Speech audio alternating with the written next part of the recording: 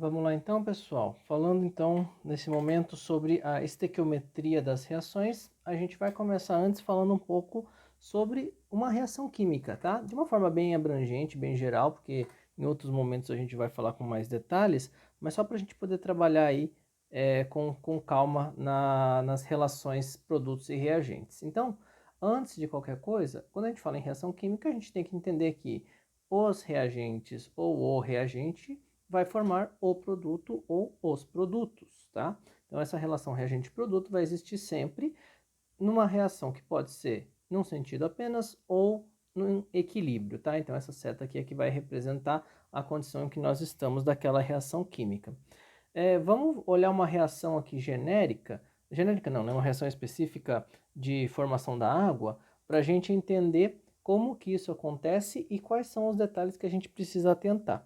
Então, a primeira coisa é, se a formação de água, nossos reagentes vão se combinar de alguma forma, né, para formar esta molécula de água.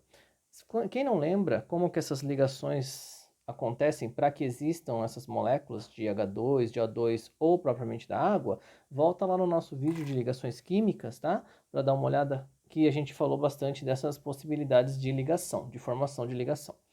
É, nessas representações aqui, nós temos três fatores importantes. Primeiro, claro, a própria molécula, né? H2, O2 e H2O. Então, o que essa molécula quer dizer para a gente? É quem efetivamente reage ou quem efetivamente é formado, tá? Então, para que uma reação química aconteça, a gente tem rompimentos e formações de ligações químicas, né? Então, tá aí a importância da gente estudar as ligações químicas.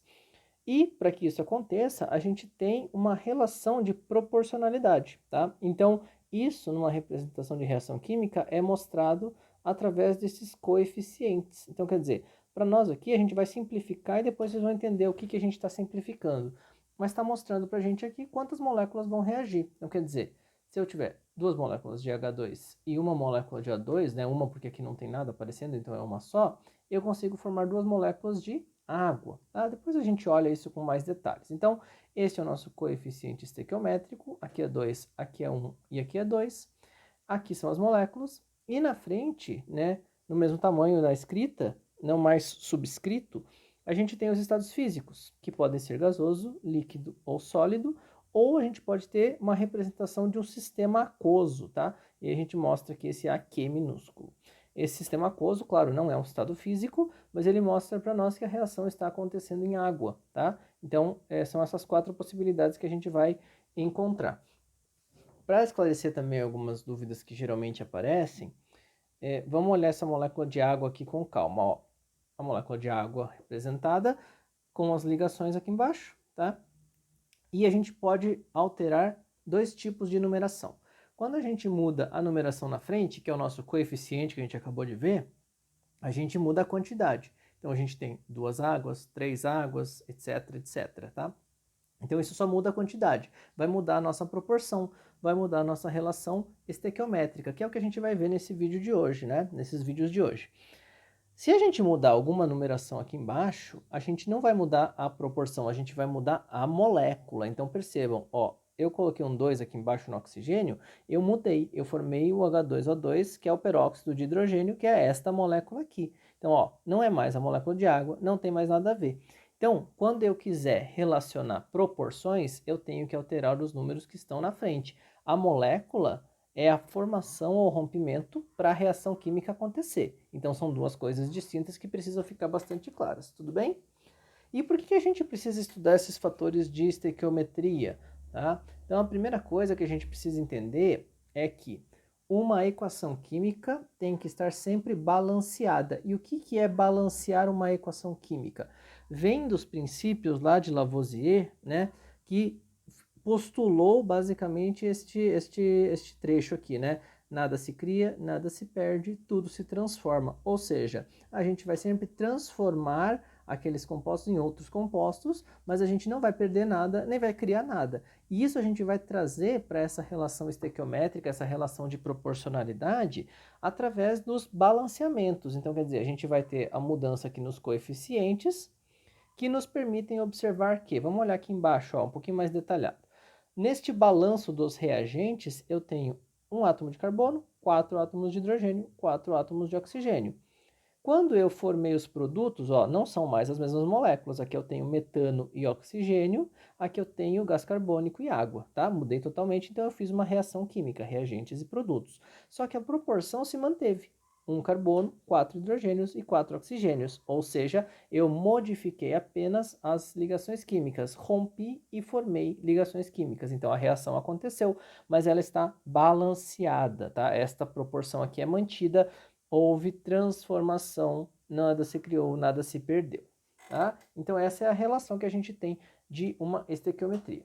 Mas a gente precisa entender alguns parâmetros antes disso para começar a chegar efetivamente no que a gente quer de cálculos ou de quantidades, né? Então a primeira coisa que a gente precisa entender tá, se a gente está falando dessas proporções e nada se cria e nada se perde, a gente tem que entender que todas as moléculas têm uma massa associada a elas, tá? E o que é essa massa associada à molécula, né? Então é o que a gente vai chamar de massa molecular. Quando a gente fala em massa, a gente tem unidades de massa bastante conhecidas: grama, quilograma, miligrama, né? E claro, se é molecular, é da molécula, de uma molécula.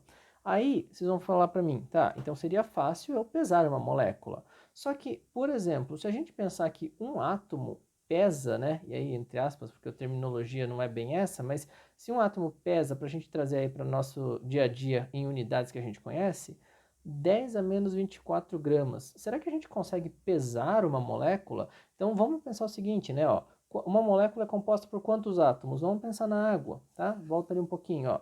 A água tem 3 átomos, certo? Um oxigênio, 2 hidrogênios. Se um átomo pesa 10 a menos 24 gramas, como é que eu faria para pesar isto? Né? Então seria impossível. Só para a gente ter uma noção, né, de qual é essa grandeza aqui, um vírus pesa 10 a menos 20 gramas, uma bactéria 10 a menos 16 e um grão de areia 10 a menos 10. Então a maior massa de todas essas aqui é do grão de areia. E se eu coloco um grão de areia numa balança, eu não tenho como saber essa massa, né? Eu não tenho um instrumento adequado para ter essa medição. Então eu preciso ter uma convenção ou uma transformação que me permita trabalhar com esses valores. E o que foi feito então em decorrência disso? Foi criado um padrão, né? Então o que foi feito? Foi estabelecido que a referência seria o átomo de carbono, tá? Então imaginem aqui que a nossa circunferência é o nosso átomo de carbono. O que foi feito então com esse átomo de carbono? Dividiu-se essa massa do átomo de carbono, né, esse volume do átomo de carbono em 12 partes. Então, esse átomo de carbono agora ficou dividido em 12. Cada parte dessas, então esse 1/12 do átomo de carbono, foi estabelecido que seria uma unidade de massa atômica. Ou seja, toda vez que eu falar em massa atômica e transformar isso para massa de uma molécula, eu vou me referenciar agora, né? Vou apontar agora quantas vezes eu tenho esse 1/12 do átomo de carbono. Obviamente, né? Se a gente voltar ao raciocínio, quantos desse aqui o carbono tem? O carbono tem 12. Então significa que o carbono tem 12 vezes esta unidade aqui de massa atômica, tá? Então, se eu fizer isso para outros átomos, eu tenho essa relação possível para se fazer com todos os elementos da tabela periódica.